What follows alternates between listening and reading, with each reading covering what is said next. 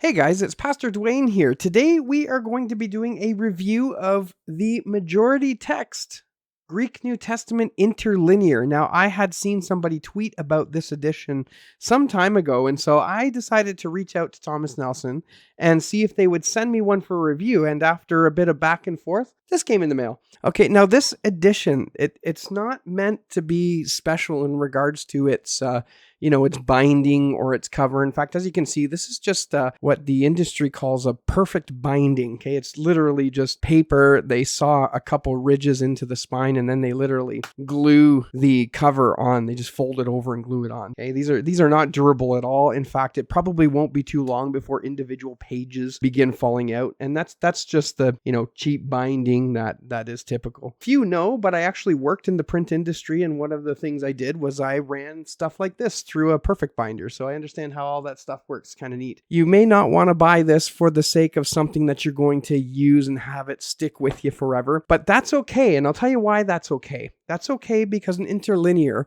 is typically seen as sort of a beginner's tool. Now, I know there's some stories about some translators and stuff who will bring an interlinear with them when they go and do translation work.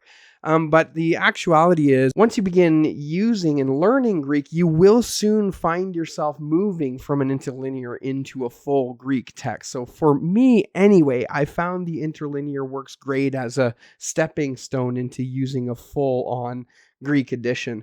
But that's not to say this is without its uses. So let's take a look and see what we got. Okay, so this is the majority text Greek New Testament. Okay, and this is specifically the Hodges and Farstad edition of the Greek New Testament. I believe this is based on their second edition text, which is this guy right here. But I'm not entirely certain about that. There's some details on the front there. You can see majority text interlinear, full New King James Version text it has. Word-for-word translation, which is part of the interlinear deal, and then idiomatic English translations when required. We'll see that when we open up the text there. So the first couple pages you're going to see our title page, okay, and those are the original editors there. Arthur Hodges. What is wrong with me? Arthur Farstad, Zane Hodges, Michael Moss, Robert Picurley. I don't know who that one is. And then Wilbur Pickering obviously went off and did his own work and produced the Greek New Testament according to Family 35. So we've got our copyright page. And of course, this is printed by Thomas Nelson. Very likely printed in China. I don't see it on there immediately. Then you have your contents. So you have, this is funny. You've got each book written in Greek, then a transliteration of the Greek, and then the English right beside it. We'll flip over. And if you are going to purchase this text, you absolutely must read through the introductory material because it's going to explain how they put together the interlinear portion. It's not so straightforward. Greek and English don't exactly match, and so there's some concessions made in the interlinear text. Things are kind of ordered a little bit differently. If you don't know Greek, but you want to learn it, you're going to find it a little bit strange. So make sure you read this. Now, there was a little bit on punctuation. I had to highlight it because I did a little bit amusing. So it talks a little bit about punctuation here and how they settled on it. And they're talking about the exclamation point. And they say, finally, some sentences, especially in the Apostle Paul, seemed exciting enough to the editors to end with an exclamation mark. I found that funny. It's like if they just found it exciting enough, they bam, there's an exclamation mark. That's funny.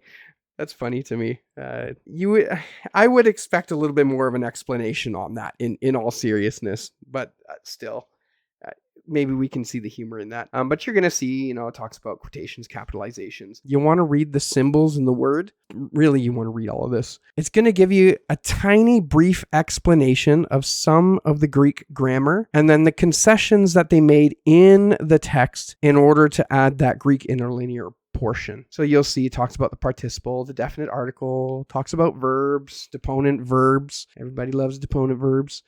Tense, aorist, imperfect, future, blooper, all that stuff, perfect tense. It's going to talk about moods and how they translated them. I think there was a little section there on prepositions. Again, you want to familiarize yourself with these because they do a little bit of different things with them in the text. Finally, it gives you the what they've compared with. And what you're going to see is in the body of the text, you're going to see, I'm going to fold this over. This is bad. Okay, you don't want to do this on a perfect bound book. So there's the interlinear text there. Now, Matthew 1 is probably a bad choice here. Let me just flip over here. There you go, Matthew 21. So you're going to see that the text is laid out in this way specifically. So you have the New King James Version in the outer column. And this looks like it's about a 7 or an 8 point font. It's fairly small. Same with the inside there. What you're going to see is the text laid out in this way. You're going to have headers with references, and then you're going to have the Greek text on the top of 3 lines. Then you're going to have a word for word, super literal English equivalent underneath each Greek word. And then there's a third line. And in the third line, they're going to make a definition there for words that are more idiomatic. So they give you the literal translation of it and then a more idiomatic form of it. So like if you look down here, polthenein, from where was it, is basically a question asking where was it from.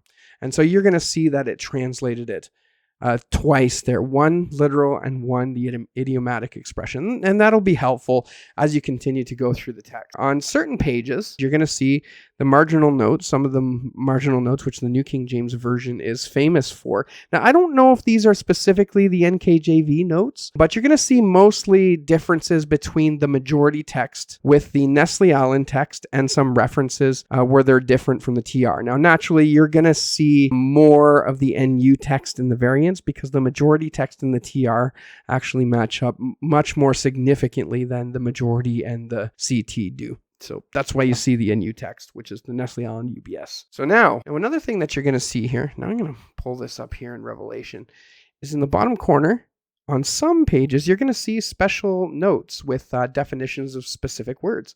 So in this example here, this is in Revelation, you've got agorazo, and it's defined as a frequent verb which means to buy or to purchase. It may be used literally for buying merchandise of any kind as a field or food. Oh, look at that. Carries over to the next page. I did not notice that before. It says, more interesting is the figurative use represented here in Revelation, probably based on the analogy with the slave market. Jesus Christ has purchased or redeemed people from enslavement to sin by the blood of his cross and made them to belong to God. You can see there's little word studies within that. So now as we get towards the end of the text, you're going to have the index to all those word studies we were just talking about there, and it'll tell you which words and which pages are going to be found on. That's how an index works. And once you get through that, you are then at the very end of the book. So what do I think? I think this is an interesting volume, and I think it's really good to see the majority text in print again. Now, I think they had printed an interlinear way back when, in the 70s or 80s. And then I don't think there's been much printing of it since then. So it's nice to see a fresh new print available on the market.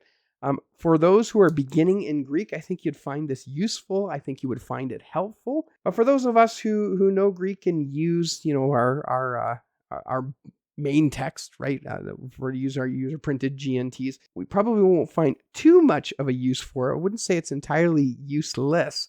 But I think it's geared toward a specific audience. The one thing, though, that really is frustrating with this guy here is it's just the construction of it. This is very cheaply bound, guys. Cheaply bound.